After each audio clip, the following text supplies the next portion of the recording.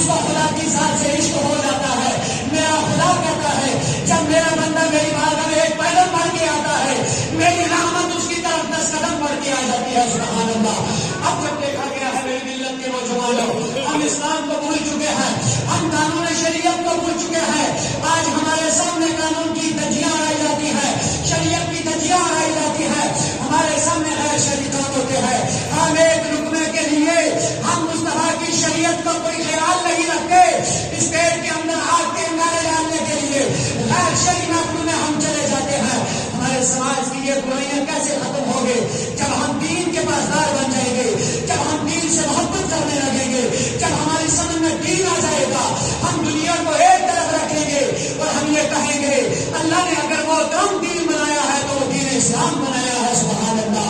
لیکن اب جب کھانا تیار کیا گیا، مچھلی پکڑنے والا مچھیرا کھانا تیار کرے گی، جب بیٹی کھانا تیار کرنے لگی، وہ مچھلی کا سالن تیار کرنے لگی ہے۔ اللہ اکبر۔ بیٹی نے ایک مچھلی کو اٹھایا، جب اس کو صاف کرنے کی تیاری کی، چاقو سے کٹ مارا، مارنے کے بعد بسم اللہ پڑھ کے دیکھا، جب مچھلی کا پیٹ چاک کیا گیا اس کے اندر سے وہ انگوٹھی مل جاتی ہے۔ سبحان اللہ۔ اس نے اس کو دھویا، صاف کیا، بسم اللہ پڑھ کے جیب میں رکھ دیا۔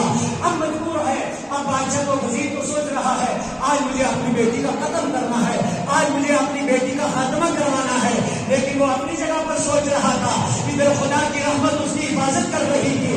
اس نے بیٹی نے نکال کے دے دیا۔ اب جب کھانا تیار ہو گیا، کھانا مانگا، طلب کیا گیا، کھانا وزیر کو کھلایا گیا، بیٹی کو بنایا گیا۔ بیٹی سے کہا جو میری امانت آپ کے پاس میں نے رات کو رکھنے کے لیے دی تھی، ذرا وہ مجھے لا کر دے دیجیے۔ اس بیٹی نے بسم اللہ پڑھا۔ بسم اللہ پڑھنے کے بعد میں میری ملت کے نوجوانوں اپنے اسی جیب کے اندر سے، اپنے جیب کے اندر سے اسی انگوٹھی کو نکالا اور اپنے باپ وزیر کے ہاتھ پر رکھ دیا۔ سبحان اللہ۔ اب وزیر مجبور ہو گیا ہے، معاملہ کیا ہے؟ میں نے تو اس کو چروا لیا تھا رات کے اندر۔ ان غلاموں کو بلایا گیا، کیا تم نے اس کی جیب سے انگوٹھی کو نہیں نکالا تھا؟ کہا ہم نے نکال دیا تھا۔ کہا کہاں پھر کر رکھ کر آئے تھے؟ کہا فلانی ندی کے اندر پل کے نیچے ہم نے گہرے جو ہے استراب کے اندر ڈال دیا تھا۔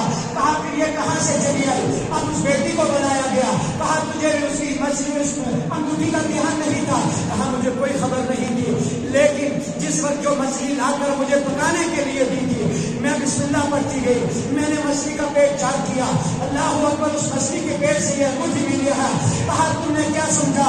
وزیر کہنے لگا اگر ایک بسم اللہ کی برکت اس کو قتل سے بچا سکتی ہے تو مسلمانوں میں یاد کرنا چاہتا ہوں، اگر ایک بسم اللہ کی اتنی برکت ہے تو پورے قرآن کے اوپر عمل کرو گے، پورے قرآن کو سمجھو گے، اللہ تعالیٰ اس قرآن کے صدقے میں ہمیں کتنی برکتیں عطا فرمائے گا، کتنی زندگیاں عطا فرمائے گا۔ لیکن ہم قرآن پڑھتے ہیں، قرآن پر عمل نہیں کرتے۔ اس وقت یہ دور چل رہا ہے، ہمارے محلہ گاؤں میں کتنی شادیاں ہو رہی ہیں، لیکن نالائق ہیں وہ لوگ، یاد کر کے سن لیں، ہمارے دل کو چھنی کرتے ہیں۔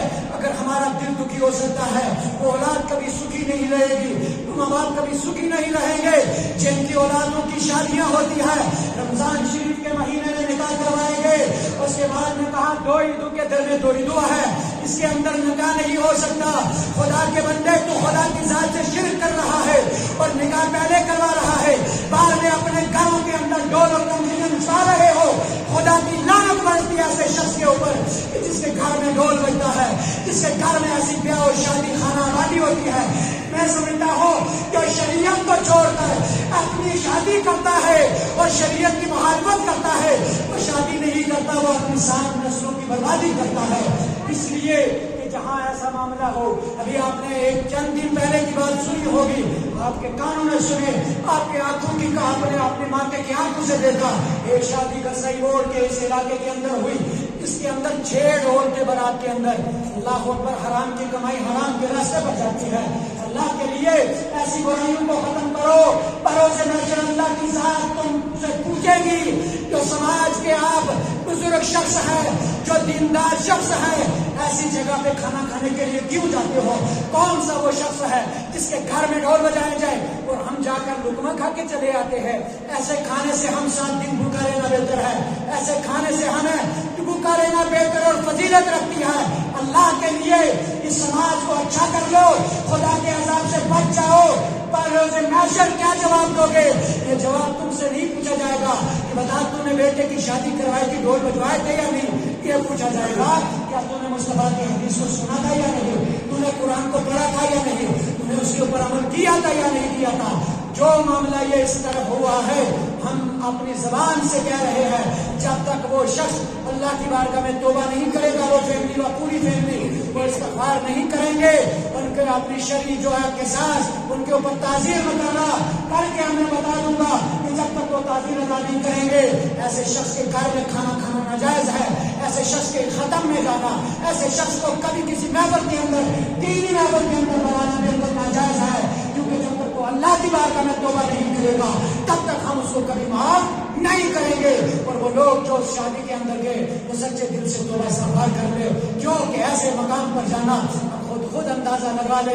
یہ یزید نے رول مارا تھا جب میرے امام حسین کو شہید کیا گیا تھا، اسی نے خوشیاں منائی تھی، اور ہم جو ہے یزید کا ساتھ دیتے اور ایسی بیاہ شادیوں میں جاتے ہیں، لات مار دو ان کو ٹکرا دو، جب ایک مرتبہ ان کو ٹھوکر لگے گی کبھی وہ شریعت کی مخالفت نہیں کرے گا، اس لیے کہ ہم مصطفیٰ کے غلام ہیں، ہم شریعت کے غلام ہیں، ہم اپنی طبیعت کے غلام نہیں بن سکتے۔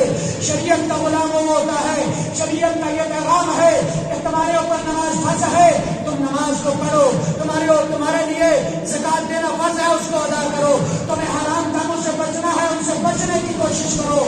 اس لیے کتنا بڑا نقصان ہے جو ایسی بیاہ شادی ہوتی ہے، سب سے پہلے بڑا نقصان یہ ہے کہ 7 نسلوں تک اس کے خاندان کے اندر کوئی ولی پیدا نہیں ہو سکتا۔ سب سے بڑی بیماری، سب سے بڑا نقصان ہمارا یہ ہوتا ہے کہ 7 پشتوں تک اس کے خاندان میں کوئی ولی پیدا نہیں ہو سکتا۔ اب اندازہ لگا لیں جس کے خاندان میں ایک ولی پیدا ہو جائے گا وہ خدا کو یاد کر لے گا، میرا بیڑا سب کا بیڑا پار فرما دے گا۔